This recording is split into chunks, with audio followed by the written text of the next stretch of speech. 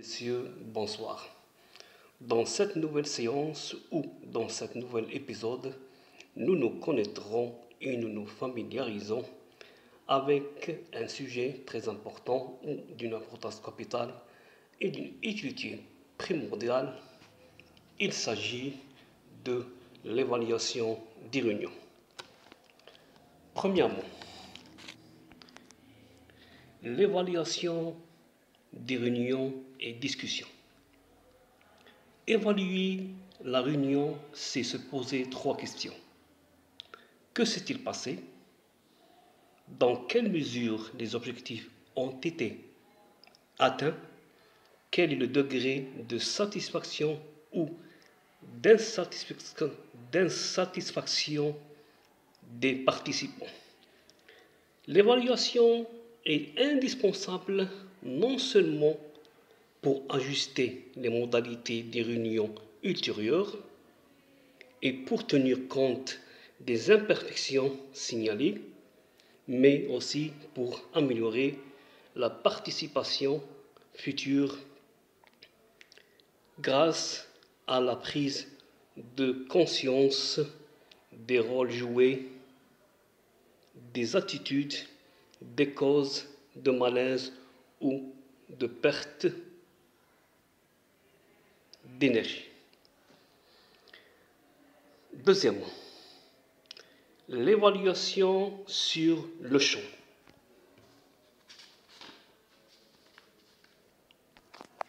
Donc, l'animateur pourrait envisager de faire l'évaluation dans les 10 minutes qui précèdent sa synthèse finale de la réunion. Pour cette forme d'évaluation, l'animateur devient intervieweur du groupe, car c'est au groupe à répondre aux trois questions. Donc, cette méthode est par souvent opportune, sauf cas particulier, car en fait, elle provoque une véritable réunion seconde qui exige ou risque d'exiger plus de temps que prévu. Troisièmement, la réunion d'évaluation.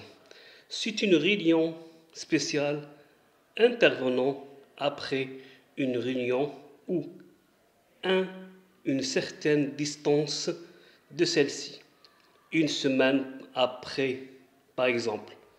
Lorsqu'il y a une succession de réunions prévues, l'une d'entre elles part et doit être consacrée à l'évaluation, c'est-à-dire après 3 ou 4 séances de travail, faire une quatrième séance, une cinquième séance d'évaluation. Là encore, comme dans la variété qui suit, il s'agit d'une interview de groupe. Quatrièmement, l'évaluation préliminaire, c'est une phase d'ouverture d'une séance lorsque celle-ci suit une séance longue ou une journée de session. Dans ce cas, l'évaluation de la séance antérieure débouche naturellement sur la formulation des attentes concernant la réunion qui va s'ouvrir. Cinquièmement, le questionnaire d'évaluation. Il est distribué à la fin d'une séance et ramassé 10 minutes après ou remis avec recommandation de le renvoyer par la poste après réponse réfléchie et dans les jours qui suivent. Sixièmement, la réunion d'évaluation de groupe en auto-organisation. Dans ce cas, l'animateur remet au groupe un guide d'évaluation, c'est fait modèle ou annexe. Il demande aux participants de se réunir sans lui pour discuter sur les points de guide et d'établir un rapport écrit représentant la réponse du groupe, rapport qui doit être attesté par l'accord unanime du groupe sur ces termes.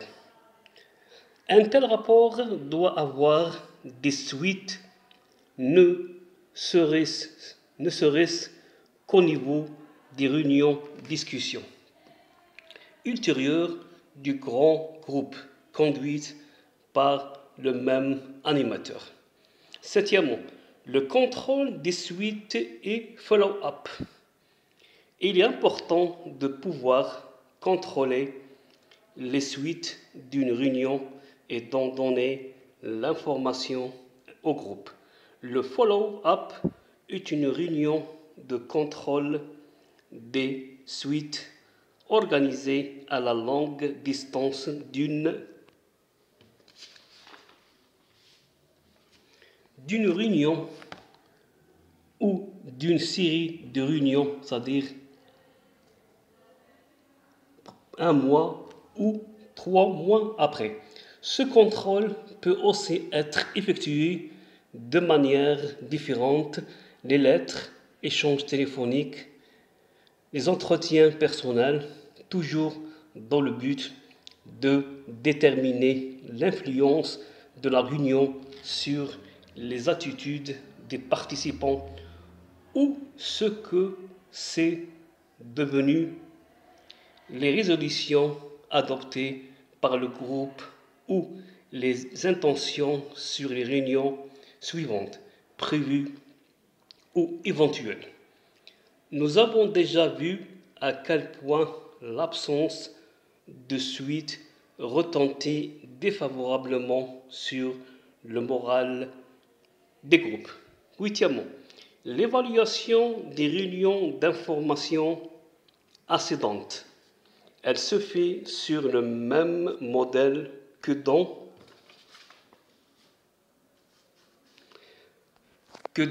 les réunions discussions, mais se limite à un seul genre, c'est l'évaluation immédiate.